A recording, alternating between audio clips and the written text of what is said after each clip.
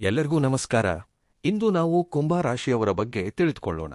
ಕುಂಭರಾಶಿಯವರಿಗೆ July 23, 24, 25, 26 ದಿನಾಂಕಗಳಲ್ಲಿ ನಡೆಯಲಿರುವ ಪರಿಣಾಮಗಳ ಬಗ್ಗೆ ತಿಳಿದುಕೊಳ್ಳೋಣ. ಕುಂಭರಾಶಿಯವರು ಈಗಷ್ಟೇ ಹೊಸದಾಗಿ ನಮ್ಮ ಶ್ರೀಭಕ್ತಿ ಜ್ಯೋತಿಷ್ಯ ಲೋಕ ಚಾನೆಲ್ ಅನ್ನು ನೋಡುತ್ತಿದ್ದರೆ ದಯವಿಟ್ಟು ಚಾನೆಲ್ ಅನ್ನು ಸಬ್ಸ್ಕ್ರೈಬ್ ಮಾಡಿ. ವಿಡಿಯೋ ನಿಮಗೆ ಇಷ್ಟವಾದರೆ ಒಂದು ಸಣ್ಣ ಲೈಕ್ ನೀಡಿ ಬೆಂಬಲಿಸುವುದನ್ನು ಮರೆಯಬೇಡಿ. ಹಾಗೆಯೇ ವಿಡಿಯೋವನ್ನು ಕೊನೆಯವರೆಗೂ ನೋಡಲು ಪ್ರಯತ್ನಿಸಿ. ಆಗಷ್ಟೇ ನಿಮಗೆ ಪೂರ್ತಿಯಾಗಿ ಅರ್ಥವಾಗುತ್ತದೆ.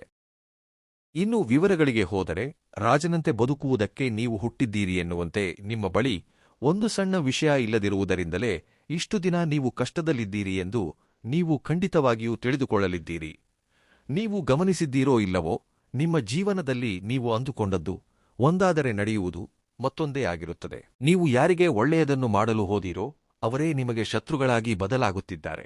ನೀವು ಎಷ್ಟೇ ಪ್ರೀತಿಯನ್ನು ನೀಡಿದರೂ ನಿಮಗೆ ಮರಳಿ ಸಿಗುತ್ತಿರುವುದು ಮಾತ್ರ ಅವಮಾನಗಳೇ. ಹಣ ಒಂದು ಕೈಯಿಂದ ಬಂದರೆ ಮತ್ತೊಂದು ಕೈಯಿಂದ ತಿಳಿಯದಂತೆ ಹೊರಟು ಹೋಗುತ್ತದೆ. ಕಷ್ಟಗಳು ಎಲ್ಲರಿಗೂ ಇರುತ್ತವೆ, ಆದರೆ ನಿಮ್ಮ ಜೀವನದಲ್ಲಿ ಸಂತೋಷಗಳು ಬಂದು ಬರುವುದರಲ್ಲೇ ನಿಂತು ಹೋಗುತ್ತಿರುತ್ತವೆ. ಆದರೆ ಇನ್ಮುಂದೆ ಹಾಗೆ ಆಗುವುದಿಲ್ಲ. ನಿಮ್ಮ ಜಾತಕದಲ್ಲಿ ಸಂಪತ್ತಿನ ದ್ವಾರಗಳು ತೆರೆದುಕೊಳ್ಳುವಂತಹ ಸಮಯ ಬಂದಿದೆ ಎಂದರ್ಥ. ಹೇಳಬೇಕೆಂದರೆ, ಕೆಲವು ರಹಸ್ಯಗಳನ್ನು ಈ ದಿನ ನೀವು ತಿಳಿದುಕೊಂಡರೆ ತುಂಬಾ ಆಶ್ಚರ್ಯಪಡುತ್ತೀರಿ. ಇಷ್ಟು ದಿನ ನಿಮ್ಮನ್ನು ಕೀಳಾಗಿ ಮಾತನಾಡಿದವರು, ನಿಮಗೆ ಅಡೆತಡೆಗಳನ್ನು ಸೃಷ್ಟಿಸಿದವರು, ಇನ್ಮುಂದೆ ನಿಮ್ಮ ಕಣ್ಣ ಸನ್ನೆಯಲ್ಲಿ ನಡೆಯುವಂತಹ, ಅಂದರೆ ನಿಮ್ಮ ಕಾಲುಗಳ ಹತ್ತಿರ ಬರುವಂತಹ ಅವಕಾಶಗಳಿವೆ. ನಿಮ್ಮ ಜೇಬು ಯಾವಾಗಲೂ ಹಣದಿಂದ ತುಂಬಿಹೋಗುವ ರೀತಿಯಲ್ಲಿ. ಆ ಹಣವನ್ನು ನೀವು ಎಣಿಸಲಾಗದಷ್ಟು ಸಂಪಾದಿಸುವ ದಿನಗಳು ಹತ್ತಿರದಲ್ಲೇ ಇವೆ. ಕರ್ನಾಟಕದ ಸುಪ್ರಸಿದ್ಧ ಜ್ಯೋತಿಷ್ಯರು, ಲಕ್ಷ್ಮೀ ವಶೀಕರಣ ಸ್ಪೆಷಲಿಸ್ಟ್ ಪಂಡಿತ್ ಶ್ರೀ ರಘುನಂದನ್ ಭಟ್. ವಿದ್ಯೆ, ಉದ್ಯೋಗ, ವ್ಯಾಪಾರ, ಆರೋಗ್ಯ, ಶತ್ರುಕಾಟ, ಮಕ್ಕಳ ಸಮಸ್ಯೆ, ಲೈಂಗಿಕ ಸಮಸ್ಯೆ, ಸತಿಪತಿ ಕಲಹ, ಸ್ತ್ರೀ ಪುರುಷ ವಶೀಕರಣ, ಇಷ್ಟಪಟ್ಟವರು ನಿಮ್ಮಂತೆ ಆಗಲು ಕೋರ್ಟ್ ಕಚೇರಿ ಯಾವುದೇ ಕೆಲಸವಿರಲಿ ಕೆಲವೇ ದಿನಗಳಲ್ಲಿ ಶಾಶ್ವತ ಪರಿಹಾರ ಮಾಡಿಕೊಡುತ್ತಾರೆ. ಇನ್ನು ನಿಮ್ಮ ಕಠಿಣ ಮತ್ತು ಘೋರ ಸಮಸ್ಯೆಗಳಿಗೆ ಶಾಶ್ವತ ಪರಿಹಾರ ಶತಸಿದ್ಧ. ಹಿಂದೆ ಸಂಪರ್ಕಿಸಿ ಪಂಡಿತ್ ಶ್ರೀ ರಘುನಂದನ್ ಭಟ್. 9972230030 9977223030. ಅಷ್ಟಕ್ಕೂ ಆ ಅದ್ಭುತವೇನು? ಬರಲಿರುವ ಈ 4 ದಿನಗಳಲ್ಲಿ ನಿಮ್ಮ ಮನೆಯಲ್ಲಿ ನಡೆಯಲಿರುವ ವಿಚಿತ್ರ ಘಟನೆ ಏನು ಎಂಬುದನ್ನು ಈಗ ನಾವು ವಿವರವಾಗಿ ತಿಳಿದುಕೊಳ್ಳುವ ಪ್ರಯತ್ನ ಮಾಡೋಣ. ನಿಮ್ಮ ಜೀವನವನ್ನು ಒಮ್ಮೆ ಗಮನಿಸಿದರೆ ನಿಮಗೆ ಎಲ್ಲೋ ಒಂದು ಮೂಲೆಯಲ್ಲಿ ಸಂತೋಷ ಬರಲಿದೆ ಎಂಬ ಆಸೆ ಮೂಡುವಷ್ಟರಲ್ಲೇ ಅದು ಆವಿಯಾಗಿ ಹೋಗುತ್ತಿರುತ್ತದೆ. ಮುಖ್ಯವಾಗಿ ಒಂದು ಹಣದ ಸಮಸ್ಯೆ ಎಂಬುದು ನಿಮ್ಮನ್ನು ಕಳೆದ ಕೆಲವು ವರ್ಷಗಳಿಂದ ಪೀಡಿಸುತ್ತಿದೆ. ಒಂದು ಕೈಯಿಂದ ಹಣ ಬರುತ್ತಿದ್ದರೆ ಮತ್ತೊಂದು ಕೈಯಿಂದ ಖರ್ಚುಗಳು ಸಿದ್ಧವಾಗಿ ಕಾಯುತ್ತಿರುತ್ತವೆ. ಜಗತ್ತಿನಲ್ಲಿ ಎಲ್ಲರಿಗೂ ನೋವುಗಳಿರುತ್ತವೆ, ಆದರೆ ನಿಮ್ಮ ವಿಷಯದಲ್ಲಿ ಮಾತ್ರ ಆ ಸಂತೋಷ ಬರಲು ಏಕೋ ಗೊತ್ತಿಲ್ಲ ತುಂಬಾ ರೀತಿಯ ತಡೆಗಳು ಬೀಳುತ್ತಿರುತ್ತವೆ. ನೀವು ಯಾವುದಾದರೂ ಹೊಸ ವ್ಯವಹಾರ ಪ್ರಾರಂಭಿಸೋಣ ಎಂದರು ಅಥವಾ ಒಂದು ಒಳ್ಳೆಯ ಕೆಲಸ ಮಾಡೋಣ ಎಂದರು ಅದು ಮುನ್ನಡೆಯುವುದೇ ಇಲ್ಲ. ಒಂದು ವೇಳೆ ಕೆಲಸ ಮುಗಿಯುತ್ತದೆ ಅನ್ನುವಷ್ಟರಲ್ಲಿ ಕೊನೆಯ ನಿಮಿಷದಲ್ಲಿ ಯಾವುದೋ ಒಂದು ಅಡೆತಡೆ ಬಂದು ಆ ಕೆಲಸ ಹಾಳಾಗುತ್ತಿರುತ್ತದೆ. ಆದರೆ ಈಗ ನಾನು ಹೇಳುವಂತಹ ಒಂದು ವಸ್ತುವನ್ನು ನಿಮ್ಮ ಬಳಿ ಇಟ್ಟುಕೊಂಡರೆ ಇನ್ನು ನಿಮ್ಮ ಜಾತಕ ಖಂಡಿತವಾಗಿಯೂ ಬದಲಾಗುವ ಅವಕಾಶವಿರುತ್ತದೆ. ಎಂದರೆ ಇಷ್ಟು ದಿನ ನಿಮ್ಮನ್ನು ಕೀಳಾಗಿ ಮಾತನಾಡಿದವರು, ನಿಮ್ಮ ದಾರಿಯಲ್ಲಿ ಮುಳ್ಳು ಚೆಲ್ಲಿದವರು ಎಲ್ಲರೂ ಈಗ ನಿಮ್ಮ ಶಕ್ತಿಗೆ ಹೆದರಲೇಬೇಕಾಗುತ್ತದೆ. ನಿಮ್ಮ ಮಾತಿಗೆ ಬೆಲೆ ನೀಡದವರೇ ನಾಳೆ ನಿಮ್ಮ ಕಣ್ಣ ಸನ್ನೆಯಲ್ಲಿ ಮೆರೆಯುವ ದಿನಗಳು ಬರುತ್ತವೆ. ಆದರೆ ಒಂದು ಸಣ್ಣ ವಸ್ತು ಎಂದು ಹೇಳಿದೆನಲ್ಲ, ಆ ವಸ್ತು ಯಾವುದು? ಆ ವಸ್ತು ನಿಮ್ಮ ಜೇಬಿನಲ್ಲಿದ್ದರೆ ನಿಮ್ಮ ಜೇಬು ಯಾವಾಗಲೂ ಹಣದಿಂದ ಕಳೆಕಟ್ಟುತ್ತದೆ. ನೀವು ಆ ಹಣವನ್ನು ಎಣಿಸಲಾಗದಷ್ಟು ಸಂಪಾದಿಸುವುದು ಖಾಯಂ. ನಿಮಗೆ ನಂಬಿಕೆ ಬರುತ್ತಿಲ್ಲ ಅಲ್ಲವೇ? ಹಾಗಾದರೆ ಒಮ್ಮೆ ಈ ವಿಡಿಯೋವನ್ನು ಪೂರ್ತಿಯಾಗಿ ವಿವರವಾಗಿ ಕೇಳಿ, ಆಗ ನಿಮಗೆ ಪೂರ್ತಿಯಾಗಿ ಅರ್ಥವಾಗುತ್ತದೆ. ಒಂದು ವಸ್ತುವನ್ನು ನಿಮ್ಮ ಬಳಿ ಇಟ್ಟುಕೊಂಡರೆ ನಿಮ್ಮ ಜೀವನ ಯಾವ ರೀತಿ ಬದಲಾಗುತ್ತದೆ ಎಂಬುದನ್ನು ಖಂಡಿತವಾಗಿ ತಿಳಿದುಕೊಳ್ಳುತ್ತೀರಿ. ಸಾಮಾನ್ಯರಾಗಿರುವ ನೀವು ಒಬ್ಬ ರಾಜನಂತೆ ಬದಲಾಗುವ ಅವಕಾಶವನ್ನು ಭಗವಂತ ನಿಮಗೆ ನೀಡುತ್ತಾನೆ. ನಿಮ್ಮ ಬಳಿಗೆ ಹಣ ಎಂಬುದು ಮಹಾಪೂರದಂತೆ ಹರಿದು ಬರುತ್ತದೆ.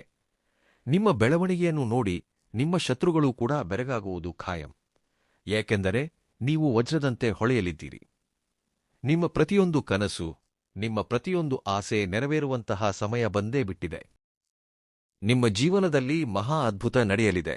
ನಿಮ್ಮ ಜಾತಕ ಚಕ್ರದಲ್ಲಿ ಈಗ ಕೆಲವು ಬದಲಾವಣೆಗಳು ಕಾಣಿಸುತ್ತಿವೆ. ಎಂದರೆ ಇಷ್ಟು ದಿನ ನೀವು ಅನುಭವಿಸಿದ ಕಣ್ಣೀರು ಮತ್ತು ಕಷ್ಟಗಳಿಗೆ ಮುಕ್ತಾಯ ಹಾಡಲಿದ್ದಾರೆ ಭಗವತಿಯಾದ ಪಾರ್ವತೀದೇವಿ. ಹೇಳಬೇಕೆಂದರೆ ಅಮ್ಮನವರ ಅನುಗ್ರಹ ಎಂಬುದು ನಿಮ್ಮ ಮೇಲೆ ಪೂರ್ತಿಯಾಗಿ ಕಾಣಿಸುತ್ತಿದೆ. ಇನ್ನು ನೀವು ಅಳಬೇಕಾದ ಅಗತ್ಯವಿಲ್ಲ. ಕೇವಲ ಸಂತೋಷದಿಂದ ಹಬ್ಬ ಮಾಡಿಕೊಳ್ಳುವ ದಿನಗಳು ಎಂದರ್ಥ. ಮತ್ತೆ ಇಷ್ಟೊಂದು ದೊಡ್ಡ ಬದಲಾವಣೆ ತರುವ ಆ ಒಂದು ವಸ್ತು ಯಾವುದು? ಅಷ್ಟಕ್ಕೂ ಅದು ನಿಮ್ಮ ಬಳಿ ಇದ್ದರೆ ಅಷ್ಟೊಂದು ಧನಪ್ರಾಪ್ತಿ ನಿಮಗೆ ಹೇಗೆ ಉಂಟಾಗುತ್ತದೆ? ಹಾಗೆಯೇ ಬರಲಿರುವ ಈ 4 ದಿನಗಳಲ್ಲಿ ನಿಮ್ಮ ಮನೆಯಲ್ಲಿ ನಡೆಯಲಿರುವ ಕೆಲವು ವಿಚಿತ್ರ ಘಟನೆಗಳು ಯಾವುವು ಎಂಬುದನ್ನು ಈಗ ನಾವು ವಿವರವಾಗಿ ತಿಳಿದುಕೊಳ್ಳುವ ಪ್ರಯತ್ನ ಮಾಡೋಣ.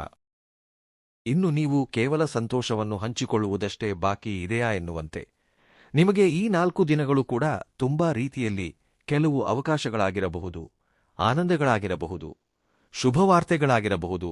ಹೀಗೆ ನಿಮಗೆ ತುಂಬಾ ಪ್ರಶಾಂತವಾಗಿ ಕಳೆದು ಹೋಗುತ್ತವೆ.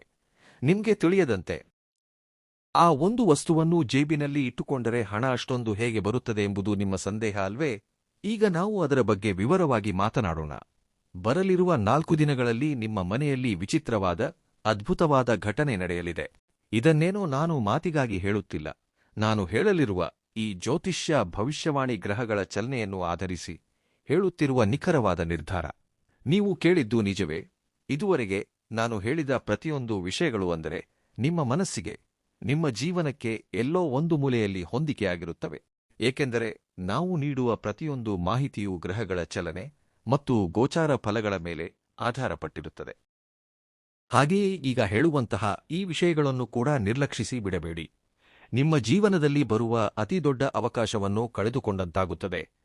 ಅದ್ಭುತವಾದ ಜ್ಯೋತಿಷ್ಯ ವಿಷಯಗಳು ಪದೇ ಪದೇ ನಮಗೆ ಎದುರಾಗುವುದಿಲ್ಲ. ಯಾರು ಈ ವಿಡಿಯೋವನ್ನು ಮೊದಲಿನಿಂದ ಕೊನೆಯವರೆಗೆ ಏಕಾಗ್ರತೆಯಿಂದ ನೋಡುತ್ತಾರೋ ನಿಜವಾಗಿಯೂ ಅವರಿಗೆ ಇದೊಂದು ದೊಡ್ಡ ವರದಂತೆಯೇ. ನಿಮ್ಮ ಮನೆಯಲ್ಲಿ ನಡೆಯುವ ಚಮತ್ಕಾರದ ಘಟನೆ ನಿಮ್ಮನ್ನು ಒಬ್ಬ ಸಾಮಾನ್ಯನಿಂದ ರಾಜನಂತೆ ಬದಲಾಯಿಸಲಿದೆ. ಆ ಘಟನೆ ಸಾಕ್ಷಾತ್ ದೈವ ಸ್ವರೂಪವೇ. ಆ ಅದೃಷ್ಟ ನಿಮ್ಮ ಬಾಗಿಲು ತಟ್ಟುತ್ತಿರುವಾಗ ನೀವು ಕೆಲವು ಸಣ್ಣ ಸಣ್ಣ ಮುನ್ನೆಚ್ಚರಿಕೆಗಳನ್ನು ಸಹ ಪಾಲಿಸಬೇಕಾಗಿದೆ. ಆ ಮುನ್ನೆಚ್ಚರಿಕೆಗಳೇನು? ನಿಮ್ಮ ಜೀವನವನ್ನು ತಿರುವು ನೀಡುವ ಘಟನೆ ಹೇಗಿರಲಿದೆ ಎಂಬುದನ್ನು ಈಗ ನಾವು ಪೂರ್ತಿಯಾಗಿ ತಿಳಿದುಕೊಳ್ಳುವ ಪ್ರಯತ್ನ ಮಾಡೋಣ.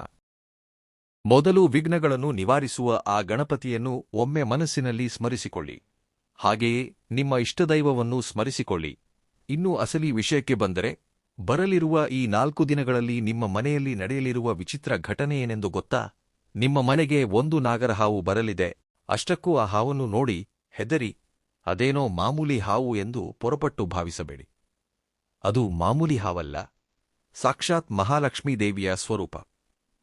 ಹೌದು, ನೀವು ಕೇಳಿದ್ದು ನಿಜವೇ. ಮನೆಗೆ ಬರಲಿದೆ ಎಂದರೆ ಸ್ವತಃ ನಮ್ಮ ಮನೆಗೆ ಪ್ರವೇಶಿಸುತ್ತದೆ ಎಂದರ್ಥವಲ್ಲ.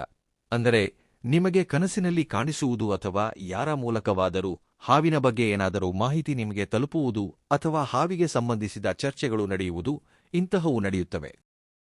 ನಿಮ್ಮನ್ನು ಬಡತನದಿಂದ ವಿಮುಕ್ತಿಗೊಳಿಸಲು, ನಿಮ್ಮನ್ನು ರಾಜನಂತೆ ಬದಲಾಯಿಸಲು ಅಮ್ಮನವರು ನಿಮಗೊಂದು ಅನುಗ್ರಹ ನೀಡಲಿದ್ದಾರೆ. ಒಂದು ವೇಳೆ ಬರಲಿರುವ 4 ದಿನಗಳಲ್ಲಿ ನಿಮ್ಮ ಮನೆಯಲ್ಲಿ ಎಲ್ಲಾದರೂ ಹಾವಿಗೆ ಸಂಬಂಧಿಸಿದ ಚರ್ಚೆಗಳು ನಡೆಯುವುದು, ನಿಮ್ಮ ಸ್ನೇಹಿತರೊಂದಿಗೆ ಹಾವಿನ ಬಗ್ಗೆ ಚರ್ಚಿಸುವುದು ಅಥವಾ ನಿಮಗೆ ಕನಸಿನಲ್ಲಿ ಪದೇ ಪದೇ ಹಾವು ಕಾಣಿಸುವುದು, ಇಂತಹವು ಖಂಡಿತವಾಗಿ ನಡೆಯುತ್ತವೆ. ಆದರೆ ಅದನ್ನು ಹಿಂಸಿಸುವ ಸ್ಥಳಕ್ಕಾಗಲಿ ಅದಕ್ಕೆ ತೊಂದರೆ ಕೊಡುವ ಜಾಗಕ್ಕಾಗಲಿ ನೀವು ಹೋಗಬೇಡಿ. ಹಾಗೆ ಮಾಡಿದರೆ ಅದರ ಪರಿಣಾಮಗಳು ಕೂಡ ಸ್ವಲ್ಪ ತೀವ್ರವಾಗಿರುತ್ತವೆ. ಭಕ್ತಿಯಿಂದ ನಮಸ್ಕರಿಸಿಕೊಳ್ಳಿ. ಇದರಿಂದ ನಿಮ್ಮ ಜೀವನದಲ್ಲಿ ನೀವು ಕಾಯುತ್ತಿದ್ದ ಕನಸುಗಳು ಈಡೇರುತ್ತವೆ. ಆದರೆ ನೀವು ಮಾಡಬೇಕಾದ ಕೆಲವು ತುಂಬಾ ಮುಖ್ಯವಾದ ಕೆಲಸಗಳು ಇವೆ. ಅವುಗಳನ್ನು ತಿಳಿದುಕೊಂಡು ಪಾಲಿಸಿ. ದೈವಸ್ವರೂಪ ಹಾವು ಎಂದರೆ ಸುಬ್ರಹ್ಮಣ್ಯೇಶ್ವರ ಸ್ವಾಮಿಯವರು ಎಂಬುದು ನಮ್ಮೆಲ್ಲರಿಗೂ ಗೊತ್ತಿದ್ದ ವಿಷಯವೇ. ಆದರೆ ನಿಮ್ಮ ಮನೆಯಲ್ಲೇ ನಿಮಗೆ ತಿಳಿಯದಂತೆ ನಿಮ್ಮ ಮನಸ್ಸಿನಲ್ಲಿ ಸ್ಥಾನ ಪಡೆದುಕೊಂಡಿರುವ ಆ ದೈವ ಸ್ವರೂಪವನ್ನು ನೀವು ಗೌರವಿಸಬೇಕು. ಈ ವಿಷಯ ನಿಮಗೆ ಇದುವರೆಗೆ ತಿಳಿಯದಿರಬಹುದು. ಆದರೆ ತಿಳಿದುಕೊಂಡ ಮೇಲಾದರೂ ದೈವ ನಿರ್ಧಾರಕ್ಕೆ ಬದ್ಧರಾಗಿರಲೇಬೇಕು.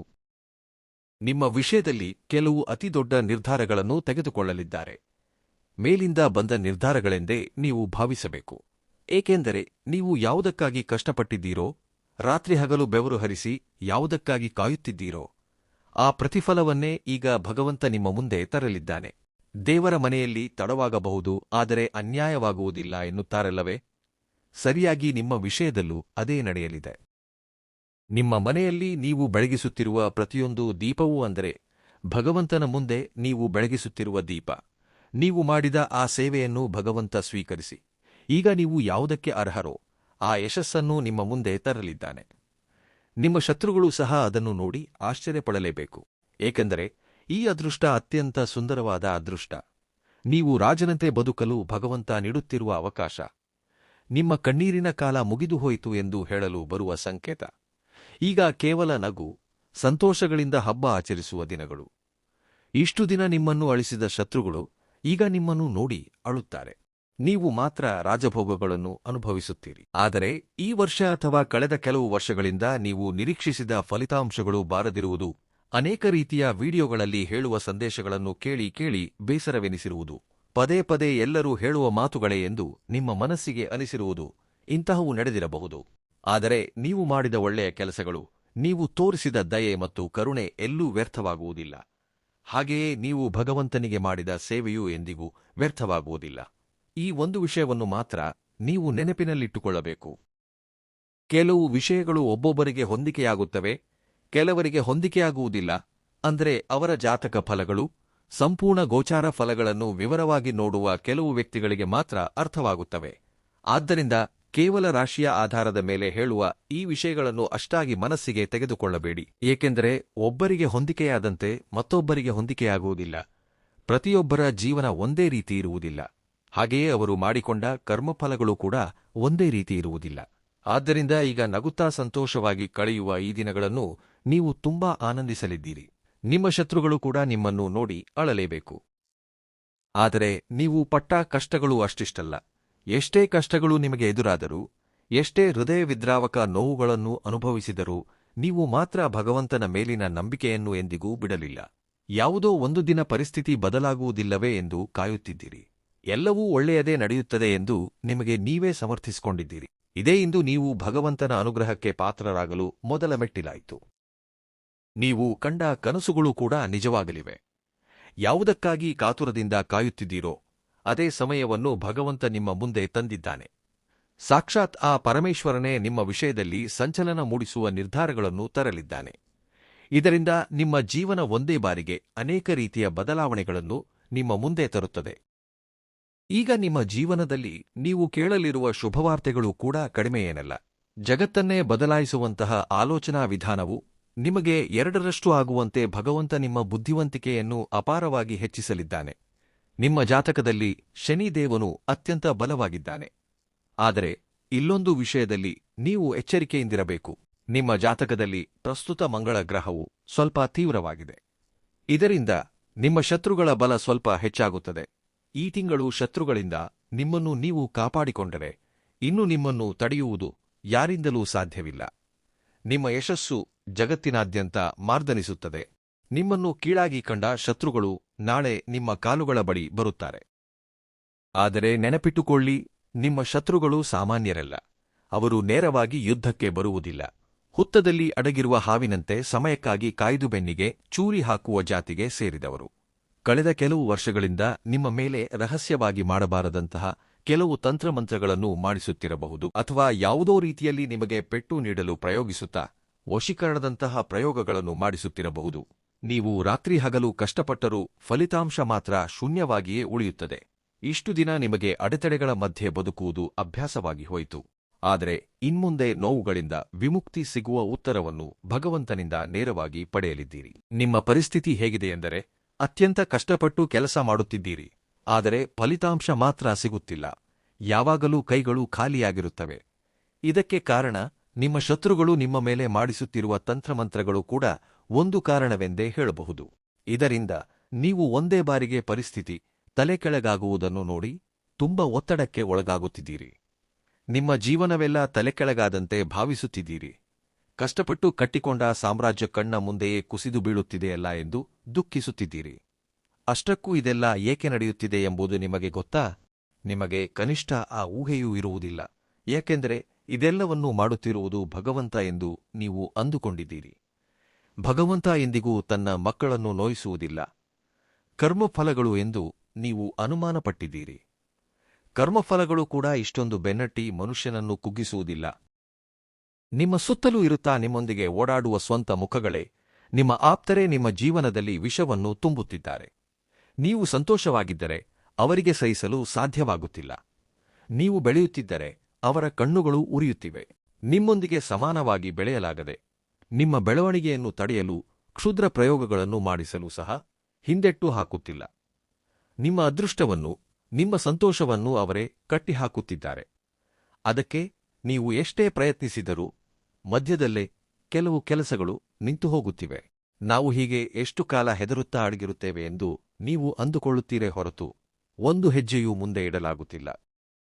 ನಿಮಗೆ ಎಷ್ಟೋ ಕನಸುಗಳಿವೆ.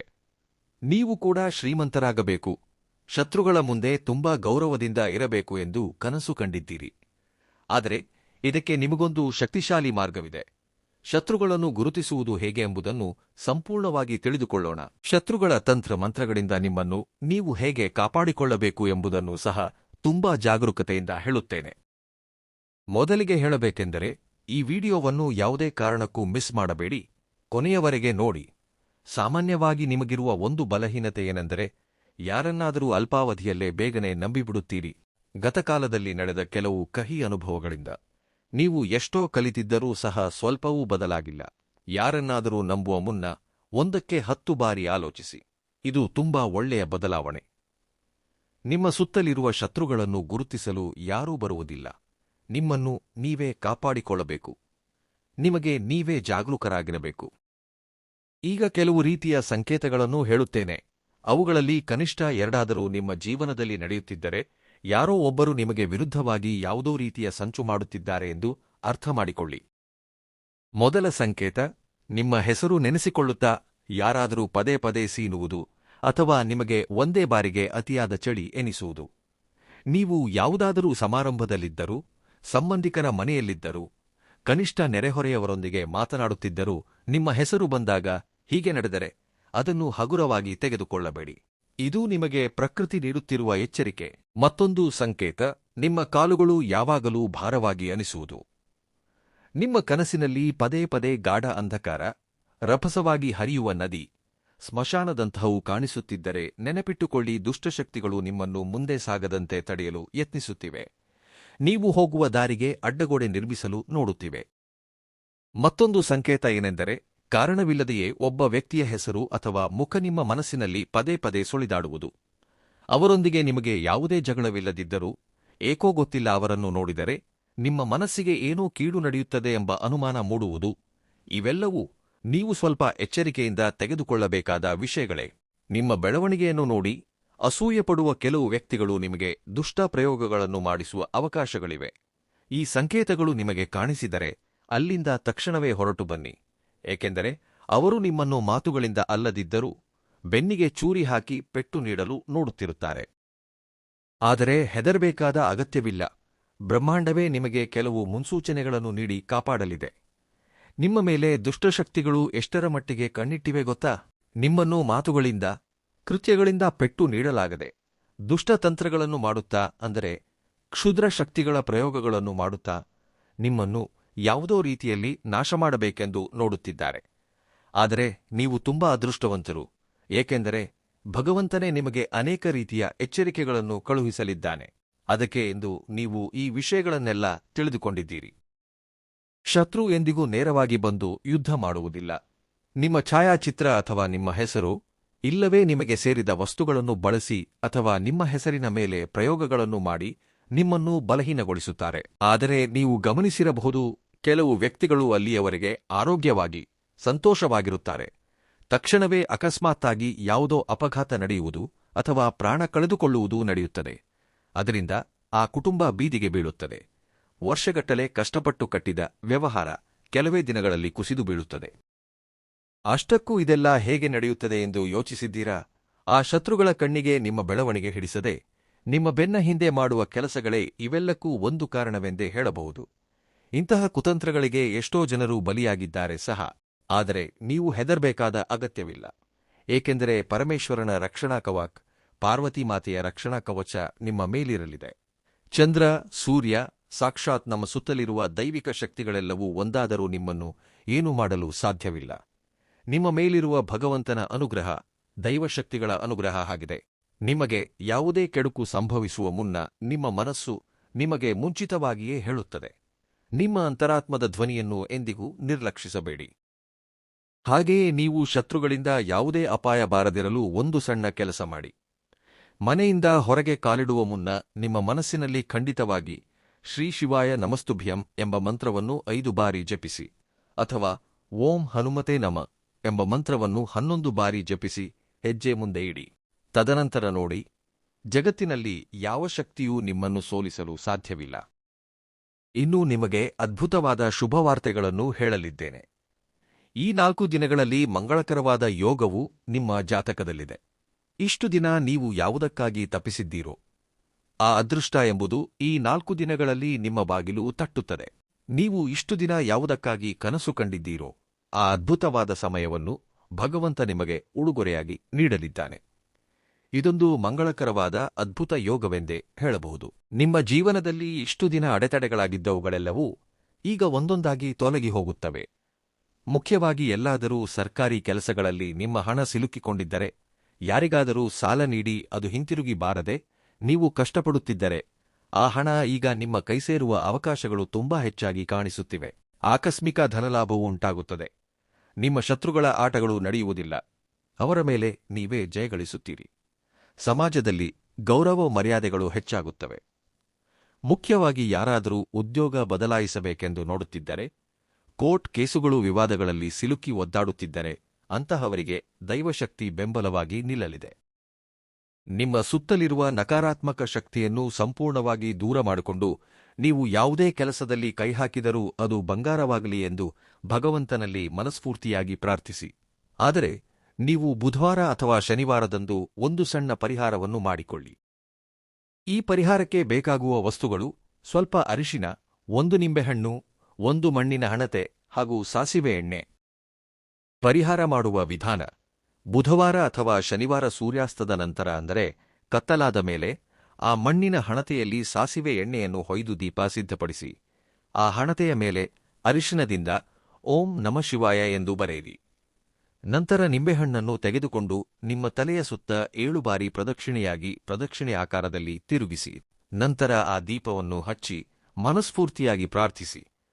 ನನ್ನ ಬೆಳವಣಿಗೆಯನ್ನು ಯಾರು ತಡೆಯುತ್ತಿದ್ದಾರೋ ಅವರ ಶಕ್ತಿಯನ್ನು ತಡೆಹಿಡಿ, ನನಗೆ ದೈವಿಕ ರಕ್ಷಣೆ ಸಿಗಲಿ ಎಂದು ಪ್ರಾರ್ಥಿಸಿಕೊಳ್ಳಿ. ನಂತರ ಆ ನಿಂಬೆಹಣ್ಣನ್ನು ತೆಗೆದುಕೊಂಡು ಹೋಗಿ ಯಾವುದಾದರೂ 3 ದಾರಿಗಳು ಕೂಡುವ ಚೌಕದಲ್ಲಿ 3 ದಾರಿ ಸಂಧಿಸುವ ಸ್ಥಳ ಹಾಕಿ ಬನ್ನಿ. ಅಲ್ಲಿ ಹಾಕಿ ಬಂದ ಮೇಲೆ ಹಿಂತಿರುಗಿ ನೋಡದೆ ನೇರವಾಗಿ ಮನೆಗೆ ಬನ್ನಿ. ಒಂದನ್ನು ಮಾತ್ರ ನೆನಪಿಟ್ಟುಕೊಳ್ಳಿ: ನೀವು ಈ ಪರಿಹಾರವನ್ನು ಮಾಡುತ್ತಿರುವಾಗ ಯಾರೂ ನೋಡಬಾರದು. ಹಾಗೆಯೇ ಯಾರೂ ನಿಮ್ಮನ್ನು ಮಾತನಾಡಿಸಬಾರದು. ಈ ವಿಷಯವನ್ನು ರಹಸ್ಯವಾಗಿಡಿ. ಈ ಪರಿಹಾರ ಮಾಡಿದ ಕೆಲವು ದಿನಗಳಲ್ಲೇ ನಿಮ್ಮ ಜೀವನದಲ್ಲಿ ನಡೆಯುವ ಚಮತ್ಕಾರವನ್ನು ನೋಡಿ ನೀವು ಆಶ್ಚರ್ಯಪಡುತ್ತೀರಿ. ಆಗ ನೀವೇ ಅನ್ನುತ್ತೀರಿ, ನಿಜವಾಗಿಯೂ ಈ ಪರಿಹಾರ ನನ್ನ ಜೀವನವನ್ನು ಬದಲಾಯಿಸಿತು ಎಂದು. ನಿಮ್ಮ ಮೇಲೆ ನೀವು ನಂಬಿಕೆ ಇಟ್ಟುಕೊಳ್ಳಿ. ಭಗವಂತನ ಮೇಲಿನ ನಂಬಿಕೆಯಿಂದ ಈ ಒಂದು ಸಣ್ಣ ಪರಿಹಾರವನ್ನು ಮಾಡಿ ನೋಡಿ. ಹಾಗೆಯೇ ಇನ್ನೂ ಹೇಳಬೇಕೆಂದರೆ, ಈ 4 ದಿನಗಳಲ್ಲಿ ನಿಮ್ಮ ಮನೆಯ ಮೇಲೆ, ನಿಮ್ಮ ಕುಟುಂಬದ ಮೇಲೆ ದೈವಿಕ ಆಶೀರ್ವಾದ ಹೆಚ್ಚಾಗಿ ಕಾಣಿಸುತ್ತಿದೆ. ಆದ್ದರಿಂದ ಭಗವಂತನ ಮುಂದೆ ಖಂಡಿತವಾಗಿ ಬೆಳಿಗ್ಗೆ ಮತ್ತು ಸಂಜೆ ದೀಪಾರಾಧನೆ ಮಾಡಿಕೊಳ್ಳಿ. ಹಾಗೆಯೇ ಒಂದು ಸಣ್ಣ ವಸ್ತುವನ್ನು ಜೇಬಿನಲ್ಲಿಟ್ಟುಕೊಂಡರೆ ನೀವು ಹೊರಗೆ ಹೋಗುವ ಮುನ್ನ ಭಗವಂತನ ಅದ್ಭುತ ಅನುಗ್ರಹ ಸಿಗುತ್ತದೆ ಎಂದು ಹೇಳಿದೆವಲ್ಲವೇ? ಹಾಗಾದರೆ ಯಾವ ವಸ್ತುವನ್ನು ಜೇಬಿನಲ್ಲಿಟ್ಟುಕೊಳ್ಳಬೇಕು ಎಂಬುದನ್ನು ತಿಳಿದುಕೊಂಡರೆ ನಿಜಕ್ಕೂ ಆಶ್ಚರ್ಯಪಡುತ್ತೀರಿ. ಅಮ್ಮನವರಿಗೆ ಈ 4 ದಿನಗಳಲ್ಲಿ ಕುಂಕುಮ ಪೂಜೆ ಮಾಡಿಕೊಳ್ಳಿ. ಅಂದರೆ ದುರ್ಗಾಮಾತೆ ಅಥವಾ ಮಹಾಲಕ್ಷ್ಮಿ ಅಮ್ಮನವರು, ಹೀಗೆ ಯಾರೇ ಆಗಲಿ, ಅಮ್ಮನವರ ಮೂರ್ತಿಗೆ ಕುಂಕುಮ ಪೂಜೆ ಮಾಡಿ. ಪೂಜೆ ಮುಗಿದ ನಂತರ ಆ ಕುಂಕುಮವನ್ನು ಹಣೆಗೆ ಇಟ್ಟುಕೊಳ್ಳಿ. ತದನಂತರ ಒಂದು ಸಣ್ಣ ಬಿಳಿ ಕಾಗದವನ್ನು ತೆಗೆದುಕೊಂಡು 1 ಚಿಟಿಕೆ ಕುಂಕುಮವನ್ನು ಅದರಲ್ಲಿ ಹಾಕಿ ಚೆನ್ನಾಗಿ ಮಡಚಿ ಜೇಬಿನಲ್ಲಿಟ್ಟುಕೊಳ್ಳಿ. ಮನಸ್ಫೂರ್ತಿಯಾಗಿ ಅಮ್ಮನವರಿಗೆ ನಮಸ್ಕರಿಸಿ, ಈ ಕುಂಕುಮವೇ, ಈ ರಕ್ಷೆಯೇ ನಾನು ಹೊರಗೆ ಹೋಗುವಾಗ ಮತ್ತು ಒಳಗೆ ಬರುವಾಗ ನನ್ನನ್ನು ಕಾಪಾಡಬೇಕು, ನಾನು ಅಂದುಕೊಂಡ ಕೆಲಸಗಳೆಲ್ಲವೂ ಯಶಸ್ವಿಯಾಗುವಂತೆ ಮಾಡು ಎಂದು ಅಮ್ಮನವರನ್ನು ಬೇಡಿಕೊಳ್ಳಿ. ತಿಳಿದುಕೊಂಡಿರಲ್ಲವೇ ಕುಂಭರಾಶಿಯವರೇ? ಈ ವಿವರಣೆ ನಿಮಗೆ ಇಷ್ಟವಾಗಿದ್ದರೆ ವಿಡಿಯೋವನ್ನು ಲೈಕ್ ಮಾಡಿ ಬೆಂಬಲಿಸಿ. ಶ್ರೀಭಕ್ತಿ ಜ್ಯೋತಿಷ್ಯ ಲೋಕ ಚಾನೆಲ್ನ ಮತ್ತೊಂದು ವಿಡಿಯೋದಲ್ಲಿ ಸಿಗೋಣ. ಧನ್ಯವಾದಗಳು.